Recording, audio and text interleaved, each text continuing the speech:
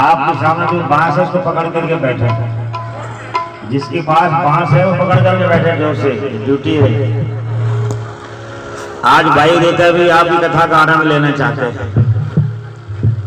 वृंदावन बिहारी लाल की जय जय श्री राधे, जय जय श्री राधे, जय जय श्री राधे। प्रभु द्वारकापुरी में विराजमान है। दाऊ दादा का विवाह राजा रईवत की बेटी रेवती जी से हो गया। कन्हैया का विवाह करने के लिए दाऊ दादा निश्चय कर रहे हैं, लेकिन रुक्मणी जी का विवाह शिशुपाल के साथ निश्चय हो गया। जब निश्चय हो गया तो रुक्मणी के पिताजी के ऐसे मन में था कि मेरी बेटी को राजकुमार तो मिला, लेकिन धार्मिक नहीं है, मर्यादाशील नहीं है। हर बेटी का पिता माता पिता चाहते हैं मेरी बेटी अच्छी खानदान में पहुंच जाए। हर लड़की का माँ बाप चाहता है कि दाज में कितनी लंबी लिस्ट बनने वाली है।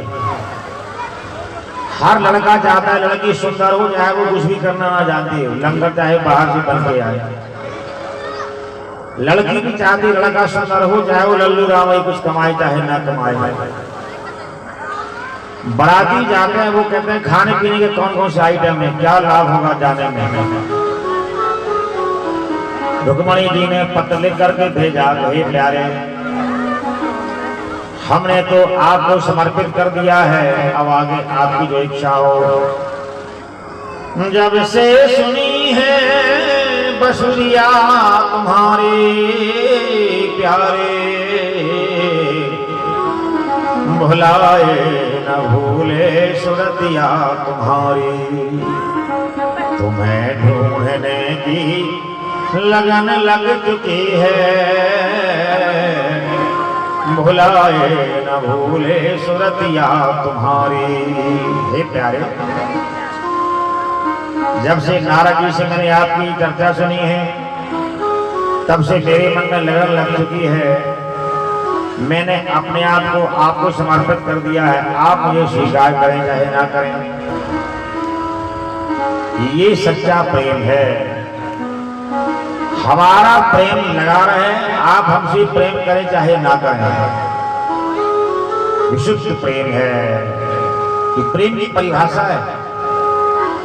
हम तो ताना मार देते हैं, अरे हमने क्या नहीं किया उनके साथ, उन्होंने क्या किया हमारे साथ। लेकिन नहीं, तुम चाहो न चाहो परंतु प्रभु, प्रेम की परिभाषा बड़ी विलक्षण है।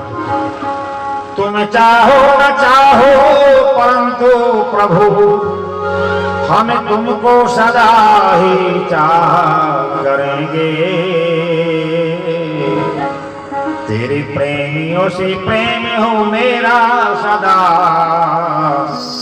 तेरे चाहने वालों को चाह करें। तेरे चरणों की धूली को चंदन समझ हम तो माथे में निश दिन लगाया करेंगे। तेरे प्रेमियों से प्रेम हो मेरा सदा, तेरे चाहने वालों को चाह करेंगे। तेरे चाहने वालों को चाह करेंगे, तेरे चाहने वालों को चाह करें। हे प्यारे, आप हमसे प्रेम करें चाहे ना करें, हमने तो आपको समर्पण कर दिया है। हे प्यारे, हम तो आपके बन चुके हैं, हम तुम्हीं को सदा ही चाह करेंगे। तेरी मस्तों की मस्ती में मस्त रहे, हम तेरा ही नाम उचारा करें। ठाकुर जी ने वो पत्र लिया और पढ़ा, श्रुत्वा गुणान् भुवन सुंदर स्तन्मुतान्ते निर्विष्कनिर्वैः हरतोऽङ्गतापम् रूपं वृषां ऋषिवतामखिलार्थलाभम् त्वय्यकृता विशति चित्रमपत्रकं मेह।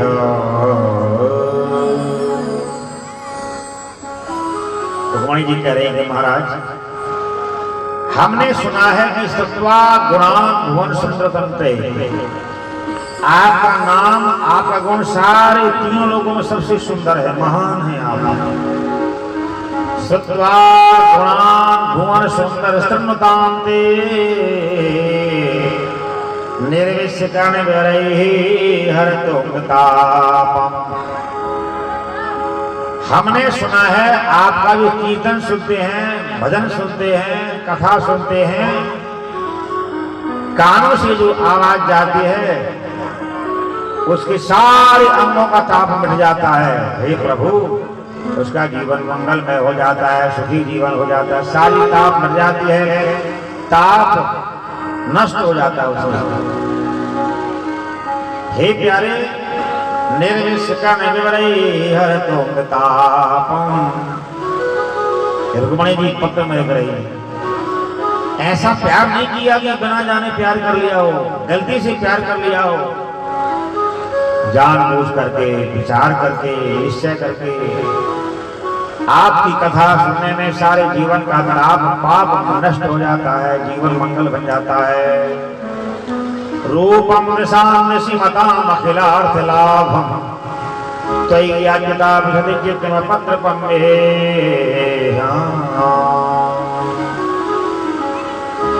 हे भगवान, जो आपको नेत्रों से देख लेता है, आप नेत्रों के रास्ता से उसके अंतःकरण में विराजमान होकर के जीवन मंगल ही मंगल कर देते हैं। ऐसा रुक्मणी जी पत्र लिख करके ब्राह्मण के हाथ में देते हैं, जाओ द्वारकाधीश को पकड़ा देना। प्रभु ने पत्र लिया और पत्र लिख करके हृदय से लगाया।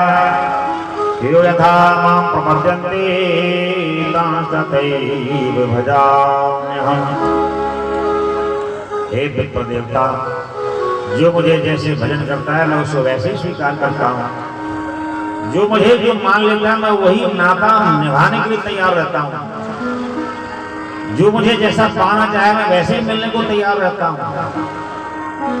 ठाकुर जी ने कहा तुम चले जाओ और मैं समय पे आकर के उनकी अभिलाषा को जरूर पूर्ण करूंगा। हम सोचते हैं भगवान जानते हैं कि नहीं जानते हैं, प्रभु हमारी प्रार्थना सुनते हैं कि नहीं सुनते हैं, लेकिन ठाकुर जी तो हमारी प्रार्थना में ही विराजमान है। ठाकुर जी तो हमारी भावना में ही विराजमान है, कहीं से आते जाते नहीं है। रुक्मणी जी का पत्र लेकर के ब्राह्मण देवता ठाकुर जी को देते हैं और ठाकुर जी ने उसको हृदय से लगाया। अगर रुक्मणी जी ने लिखा है कि प्रभु आपके बिना मैं जीवित नहीं रह सकती हूँ, तो ठाकुर जी ने बदले में क्या कहा, जवाब क्या दिया? अहम निद्राम जाना लभे किसी।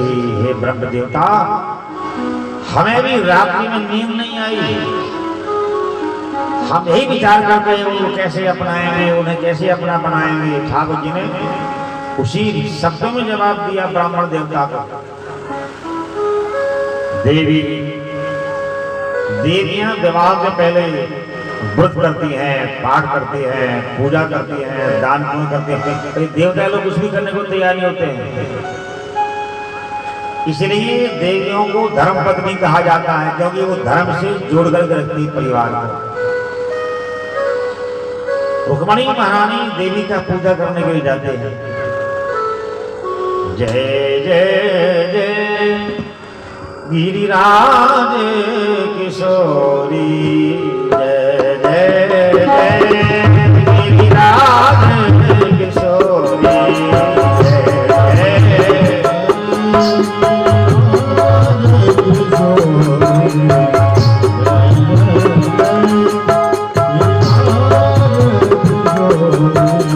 जय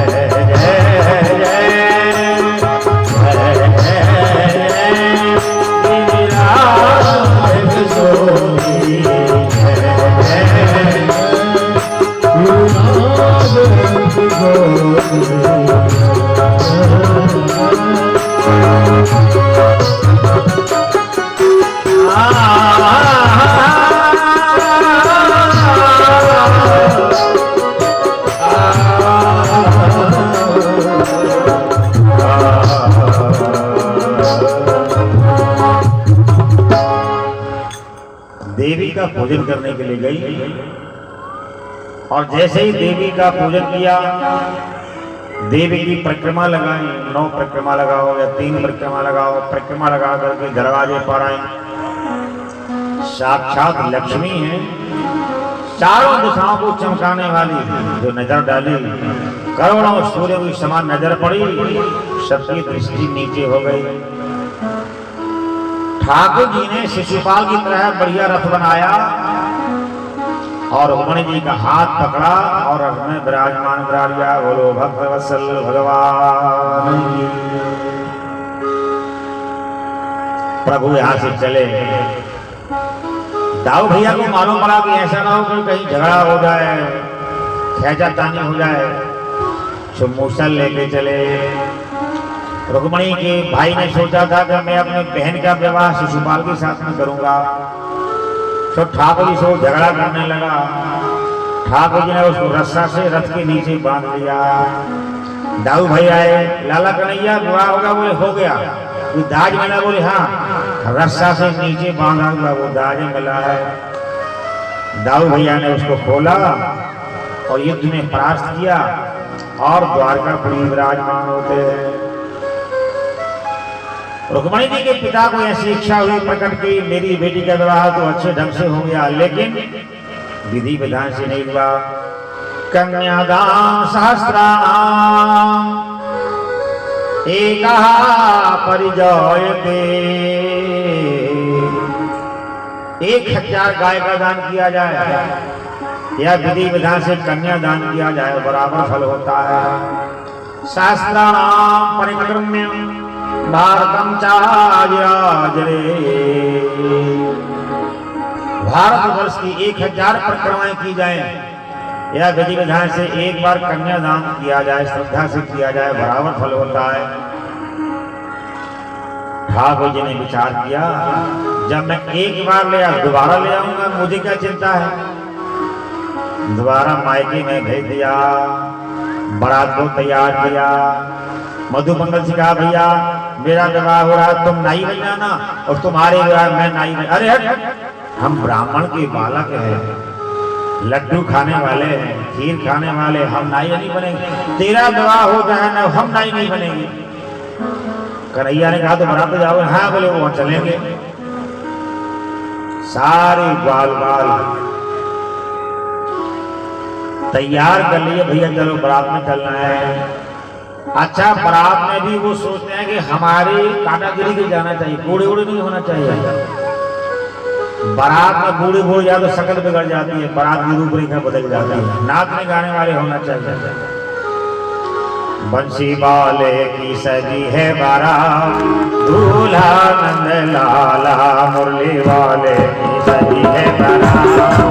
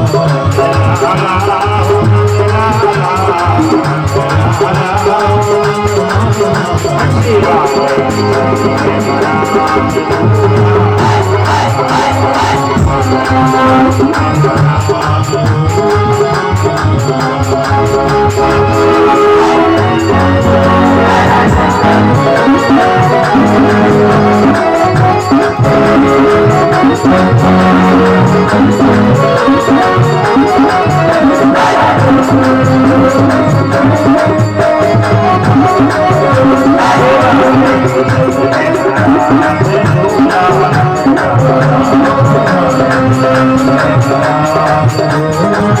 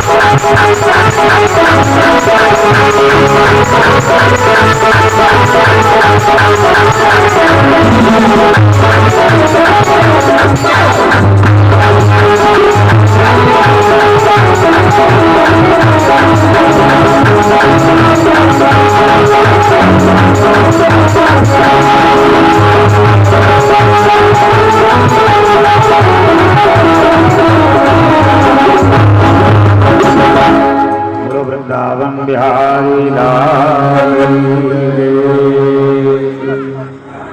सभी लोग बैठ जाएंगे।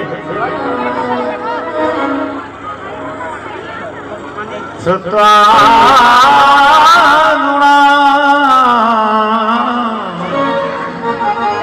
भुवन सुंदर शृण्वतां ते निर्विष्कर्ण हरतो रूपं वृषां विस्मितामखिलातिलाभो त्वयि अच्युता विशति चित्त मपत्रपम मे मपत्रपम मे मपत्रपम मे।